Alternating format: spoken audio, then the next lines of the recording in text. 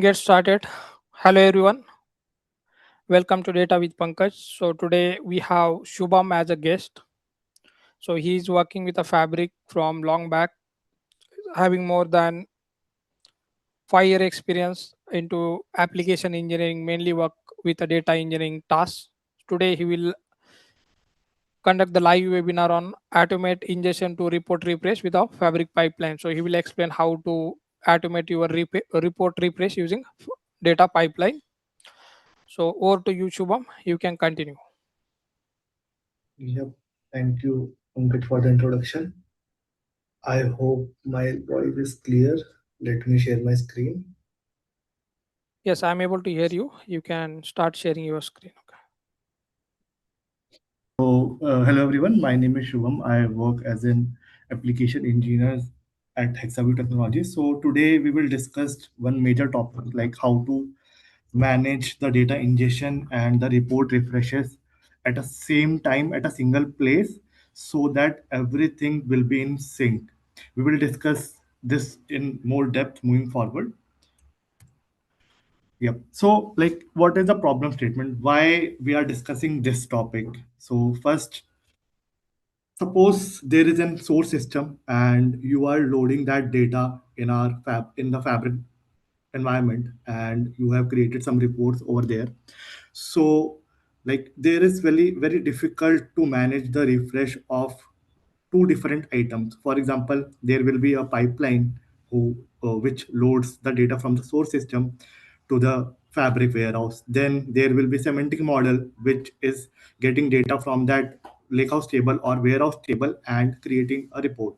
So like managing the different item refresh is very complex sometimes. So that's the main problem statement. Then second is the gold layer dependency. What it is, like, the report should only refresh when there is data in the gold table.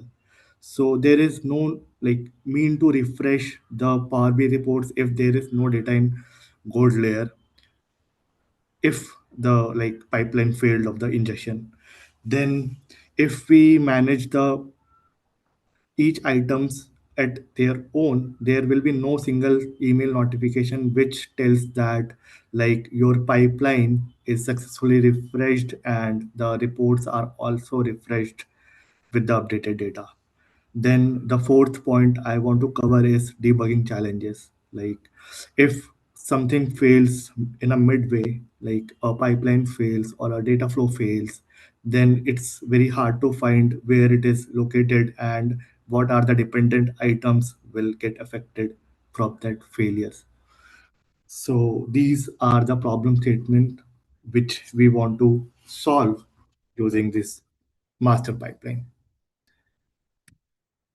Yeah. The solution is there will be one fabric pipeline which controls whole ingestion part, then the refresh part, and that will give you full control, full visibility of the lineage of the data which you are getting from the source system, getting from the SQL server, getting from any other APIs into the warehouse or into the lakehouse, then how it is like refreshing in the Power BI reports. So there will be one fabric pipeline which controls from the ingestion to the refresh and giving you all the information at a single email. So there will be one single orchestration point for all the items. We will see that how we can implement the email alerts on the successful and the failures of the master pipeline. Then by implementing this solution, we will have a full control over the refresh timing and frequency. And suppose there is a requirement that we want to like change the refresh time of this pipeline, so we don't have to get into each item individually to change that report refresh. We can easily set the timing, updated timing in one pipeline only, which is a master pipeline that will implement in all the dependent items. Then, as I talked, we can easily debug the failures through this pipeline. So, what you will learn from this session? In this session, you can get the basic of the fabric pipeline, like how we can add the activities, how we can set up the activities, how we can invoke the pipeline, how we can refresh the data flows through the pipeline, how we can refresh the semantic model from the pipelines at a single place. And second thing, you will learn how to build the master pipeline, how to control that, and how to maintain that as well. And third point, the email notification, which is very crucial to know whether the pipeline failed or not, like how to save the dependent reports to get failed as well.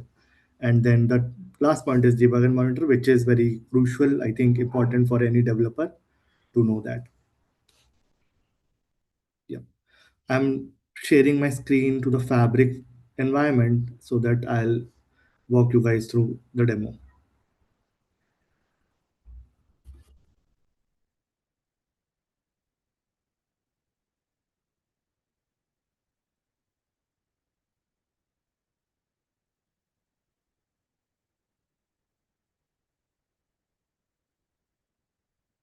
Hey Pankaj, can you confirm that Yes, like I'm able to see Fabric screen. Okay. yeah, thank you so much. So guys, this will be the future state of our pipeline. I'll try to create this pipeline from the scratch so that you guys know that how we can like set up this activity one by one. So first I'll explain what is happening in this pipeline. So we are invoking a pipeline which is getting the data, for example, from a SQL server or from an API, and loading it into the warehouse.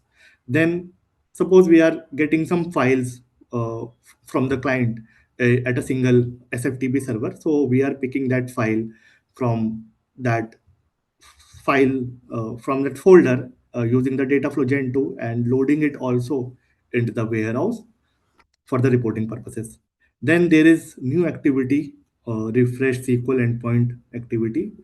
It is in a preview from the Microsoft Fabric team. So it what it is like, it is basically activity which will refresh the SQL endpoint. And like, what is SQL endpoint? It is basically a connection from a Power BI report that that can connect with the warehouse data.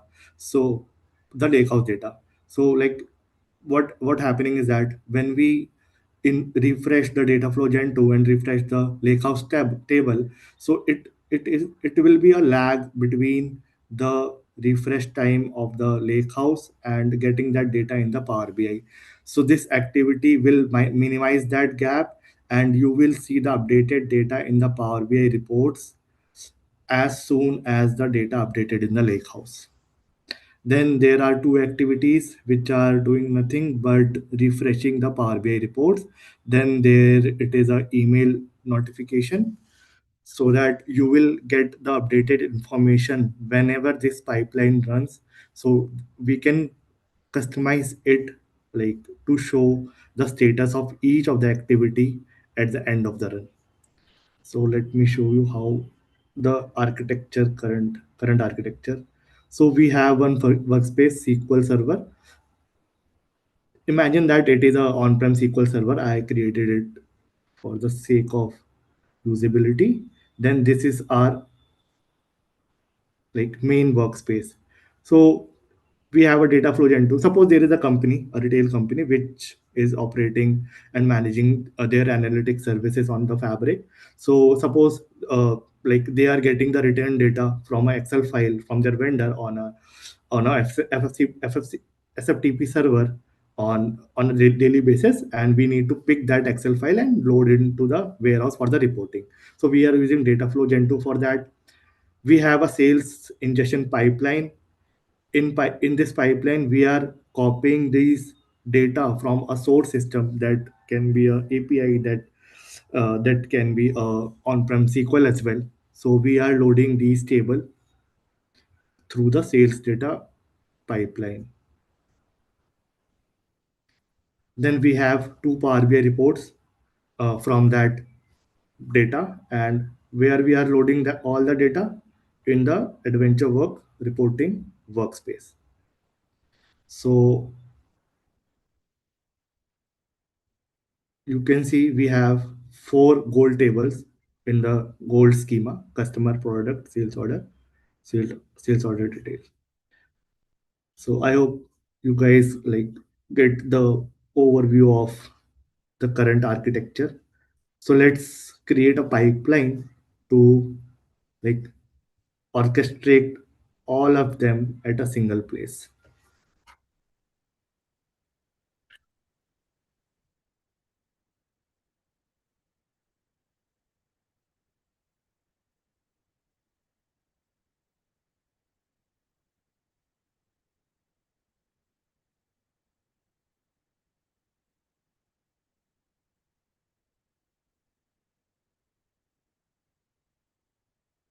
So this will be our canvas to work on.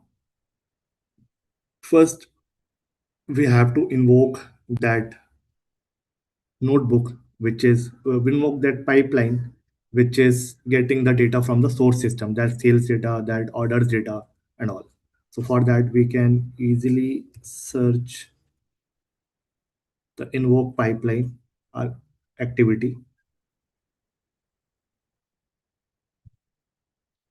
and now we can set up a connection and select that pipeline from the webinar demo workspace. The second activity, we want to load the return data, which we are getting from the Dataflow Gen 2. And now we can add the Dataflow Gen 2 activity here.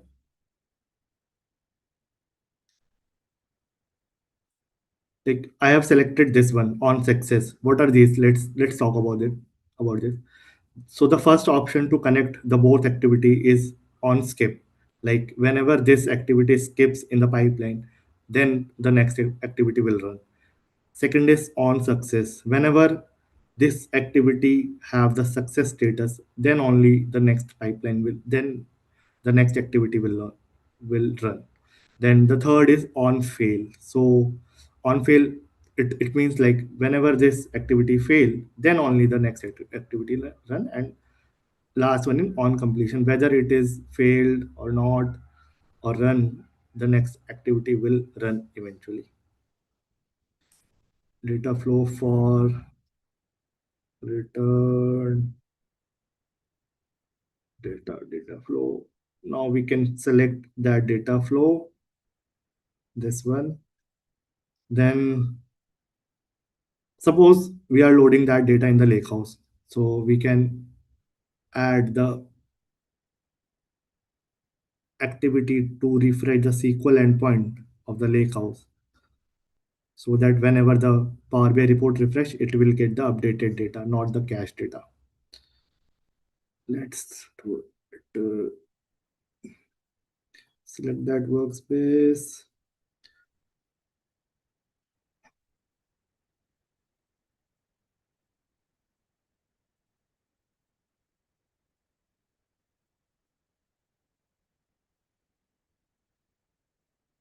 I don't think so. We have any lake house in our environment. That's why it is showing nothing. Let's skip this. It's yeah. Then we have the Power BI reports to get refreshed after we are getting all of these data in the warehouse. So now we can add the semantic model refresh activity.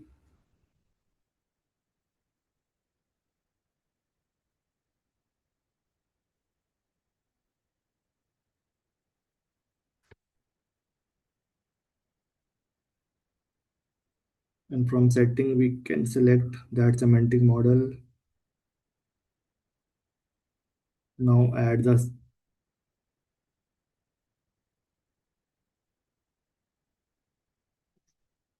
second semantic model, which is our customer report.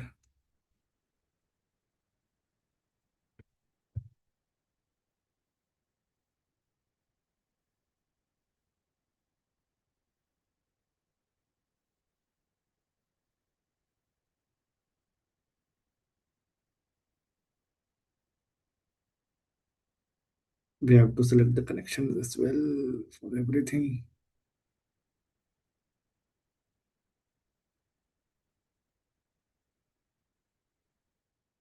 Okay. And last, the main thing, the email activity.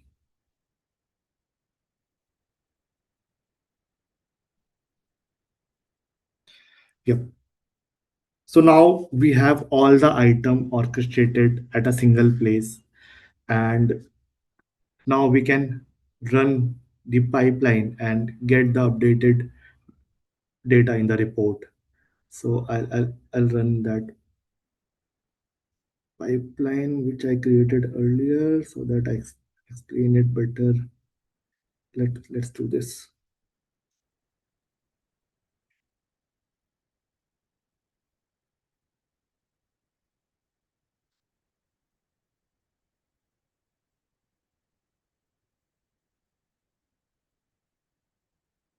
Yep. So you can see these items. So the data flow will fail because we don't have any setup currently, the right SFTP path and the right Excel we want to check. So that will fail, and the email notification will also fail because this is the trial ID and we don't have the Outlook configured with this Fabric ID. So that is another thing. It is a demo. So in the prod environment, that this will not fail if every connection is like connected. So yep. So it will take around, I guess, 4 to 5 minutes to run this, and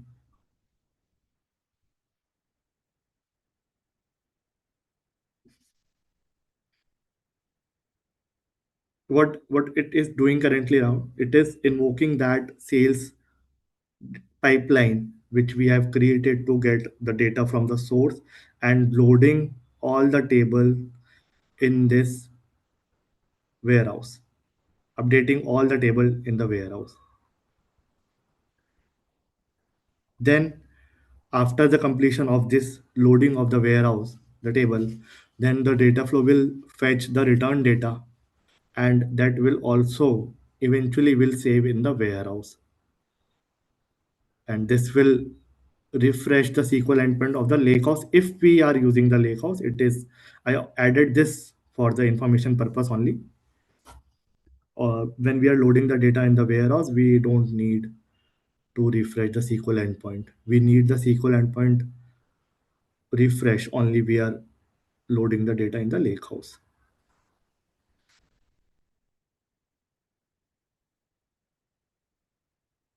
So I have used the on success point from data flow to next step. So it will fail here. So what it will do, like it will save the Power BI report refresh CU units if the data is not updated in the warehouse. So after, like, we get the failed message from the data flow, we can check back that data flow why it is failed and correct that like issue and rerun this pipeline. By doing this, we have the updated data always in the report. We can debug easily each items which item is failed and like correct that item so that whenever the next time pipeline will get refreshed, it will show the updated data. Shubham, like it is taking more time to refresh. Yep. Okay, It then can we take a few questions from comment section? yep. So in order to set up this pipeline, like fabric license is required. Someone is asking. uh, you should have the trial license of the Fabric to play with this. Or at least trial license is required. Yep. Okay. What source we are using for this pipeline? The invoke pipeline, I have set up a workspace SQL server. This works as a on-prem database from me for me from for this demo. It can be a on-prem SQL server, or you can invoke the notebook, which is getting the data from the API as well. And the source of the data flow Gen 2 will can be a, f- a folder from where you can get the Excel file. Okay. And now one question in my mind. Okay. So what is the difference between the schedule refresh from the Power BI? Okay. So we are setting that using a gateway. Okay. What is Yep. the difference between that flow and this particular pipeline things?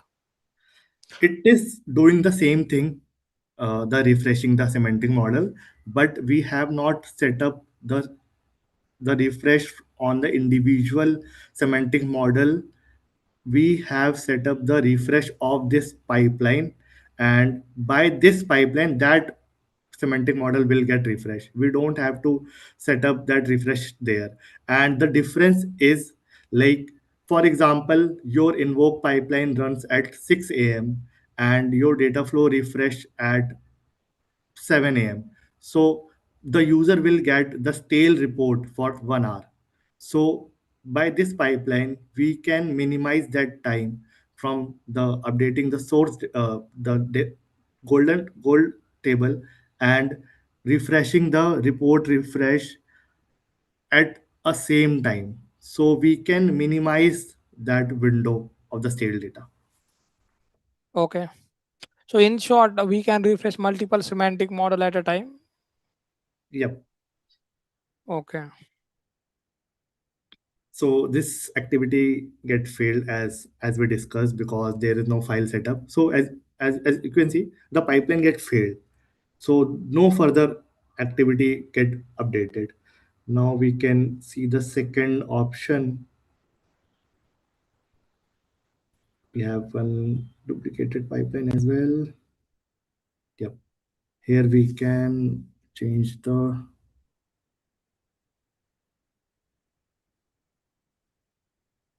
on completion. Let's change this as well. Now we have all the activity set up for all on completion. So by doing this, we like the pipeline will complete whether any activity will fail or not. Let's see this. We have some error on the,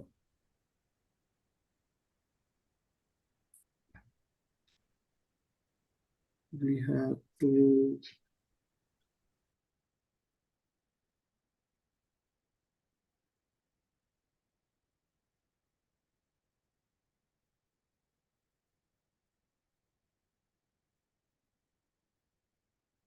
yeah.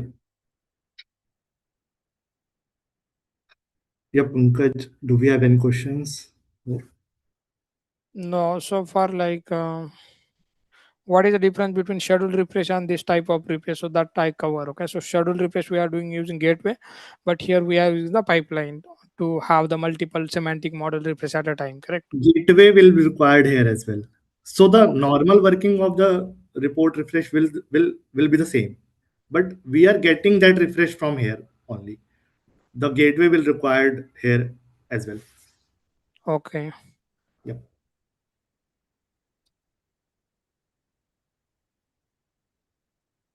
Now this pipeline will completed refreshing whether the data flow fail, whether the email fail, whether everything fail.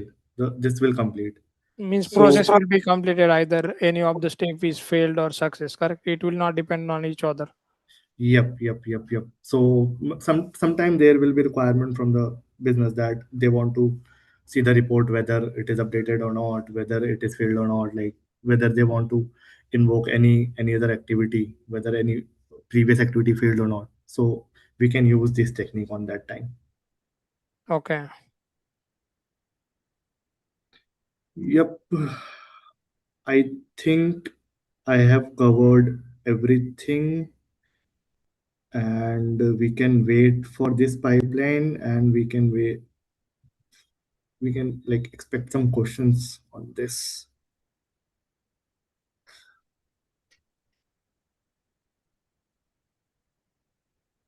Okay, so someone is asking like what is the best way to start learning fabric? So are you suggesting any resources so someone can start learning from that particular resource. Yep. So like I started learning fabric by preparing for the certifications.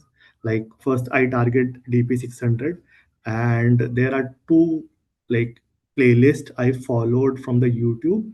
I'll share those playlist link after this session on the WhatsApp group, and so that you guys can review that playlist and start learning along with. Okay.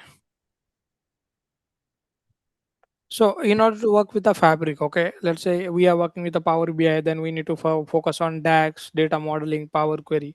So in order to work with the fabric, then what should be the prerequisite or what knowledge is required, like in terms of any Python library like Parse, PySpark is there, then notebook or data engineering knowledge is required. So what is your opinion on this? Yep. So like moving to the fabric as a Power BI developer is the easiest thing I can say. So the why I'm saying that, because the whole architecture it is based on the Power BI. We have the workspaces, we have the items, we have the Power BI reports in the fabric as well. So as a Power BI developer, you can easily migrate to the fabric, but you should learn the major fundamental concepts of data engineering. For example, you should know what is warehouse, you should know what is lakehouse, why we use warehouse, why we use lakehouse, what is the concepts of these, how we can ingest the data in the warehouse and warehouse and lakehouse. So the basic knowledge of data engineering, it it is required to enter in the fabric field, but it is not that much complex. They are very basic things. As a Power BI developer, you should know them as well. Like for example, the data modeling concepts, the primary key, foreign key, you should know all the data modeling concept. That is the same like data warehousing concept. You should know the warehousing concept. So fabric is like a mixture of a data analyst, a data engineering, and data scientist at a single place. So it is not like that you should know this tech, then only you can use the fabric. We have every item for each individual. Like if you are data analyst, you can use fabric as well. If you are data engineering, you can use fabric. So there is not a prerequisite to learn any tool or technology to use the fabric. Okay, got it. Yep, now you can see the data flow get failed, and now the second activity will also learn run. Then we have the semantic model get refreshed as well. Now we are refreshing the customer report semantic model.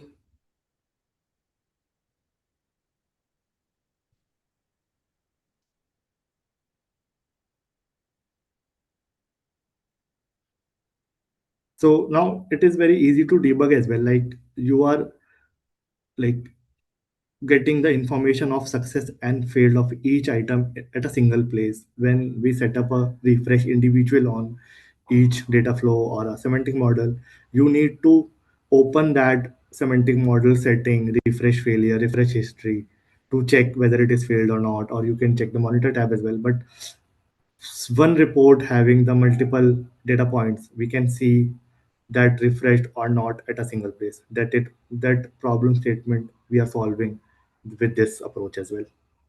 Okay. So like refresh time will be depend on the data size or how exactly? It will be the same. Like if we set up a refresh individually on a pipeline or a data flow gen 2 or a semantic model, how much time it will refresh, it will get refreshed. Normally it will take the same time when we use the pipeline. It is basically a layer we add on top of it only. Okay. Yep. Yep. Now you can see the pipeline get status failed because the two items are failed, but all the items successfully refreshed if we have a correct email ID setup or a correct data flow gen 2 setup. It is a like trial ID, so I am not able to set up these two items, but future state of your pipeline will look like this. Okay, got it. Yeah. That's it, or do you want to cover anything more, or I can take a Q&A? Yep, that's it from my side. You can follow me guys on LinkedIn. You can scan this QR code and you will get my LinkedIn profile here. Yes, Pankaj, you can carry on with the Q&A. Okay. So someone is asking if I'm using the trial version of Fabric, okay? Can I use a Copilot No, in the trial version? no. In trial version, you can't access the Copilot. For accessing the Copilot, you must have F2 plus Fab license. Okay. The next question is, can you explain a little bit about the different license related to Fabric? Like what are the capacity license, and like in which scenario, which license should we choose? Any information will be helpful.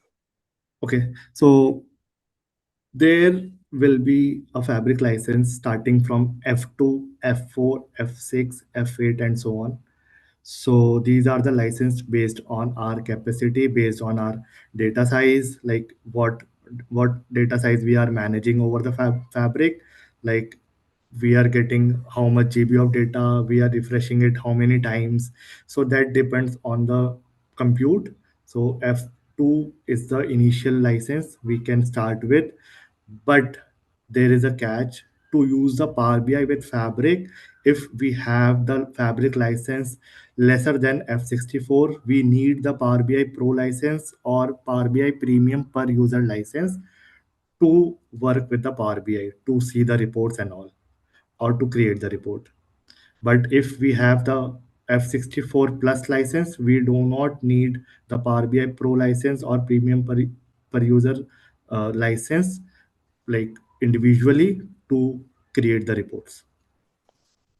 Okay, means in short, if we have the F64 and above capacity, we can go with that particular license. If we have less than that, then we need the separate license for Power BI and a different license for Fabric. That's what you are trying to say, correct? Yep. Okay. Okay. The next question is, how should we prepare for DP 600 and DP 700 exam? Do you have any resources for learning and preparation, or we can practice there? Yes. I said earlier that I followed two playlists. I'll share those link after this webinar over that WhatsApp group. And like for DP600, it is like quite. I cannot say that much difficult. It is quite medium difficult if you have worked as a Power BI developer for quite long time. For example, like if you have worked as a Power BI developer as for 2 3 years, you can easily grasp that content and easily pass the DP600. But for the DP700, it is little bit tricky. You must have. I'll suggest that you must have 6 months or 1 year of experience working as a data engineer. Then only go for the DP700. That's my advice. Yes, that is correct because I clear the DP 600, okay, with my Power BI experience and just basic knowledge of Fabric. But DP 700 is tricky and that need the dedicated knowledge of data engineering, okay, because most of the question is related to data engineering real time tasks. Yep, definitely. That's why I asked. Okay, I think that's it. Okay, we have covered all the question. Then we can wrap up. Okay, thank you for your time. Okay, I really appreciate your time and thanks for sharing your knowledge with the community. Thank you, Pankaj. Thank you for like giving me the chance to share my knowledge. Okay, thank you all.